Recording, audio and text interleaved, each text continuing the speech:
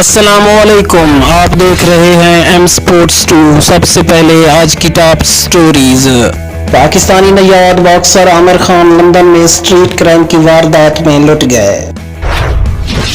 سری لنکا کو Asia cup cricket کی میزبانی کے لیے ڈیڈ لائن دے دی گئی۔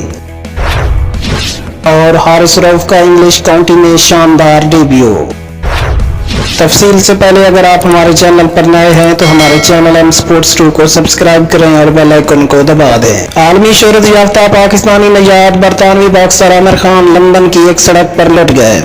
باکسر عامر خان نے سوشل میڈیا پر بیان میں کہا کہ میں مشرقی لندن کے علاقے لیٹن میں سڑک کراس کر رہا تھا کہ دو مسلح افراد بھاگ کر میری طرف آئے اور پستول میرے چہرے پر رکھ کر گھڑی چھین لی۔ عامر خان کا مزید کہنا تھا کہ خوش قسمتی سے واردات کے دوران میری اہلیہ فریال مجھ سے چند قدم پیچھے تھیں۔ اہم بات یہ ہے کہ ہم دونوں اس واردات میں محفوظ رہے۔ عامر خان کی گھڑی کی مالیت 2 کروڑ روپے بتائی جاتی ہے۔ سری لنکا کو ایشیا کپ کرکٹ کی میزبانی کے لیے ڈیڈ لائن دے دی گئی ہے۔ ایشیا کپ 2022 کی میزبانی کے حوالے سے سری لنکا کرکٹ کو ڈیڈ لائن دے دی گئی ہے۔ 2022 میں ایشیا کپ کی میزبانی سری لنکا کرکٹ کے پاس ہے، جبکہ ایونٹ 27 اگست سے شیڈولڈ ہے۔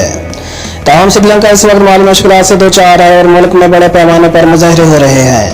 میڈیا رپورٹس کے مطابق Asian cricket council Sri Lanka cricket کے ساتھ رابطے میں ہے۔ اے سی سی کا کہنا ہے کہ اس وقت کہنا مشکل ہے کہ سری لنکا ایشیا کپ کی میزبانی کر سکے گا یا نہیں۔ تاہم سری لنکا کرکٹ اس وقت ایشیا کپ کی میزبانی کے لیے پر امید ہے۔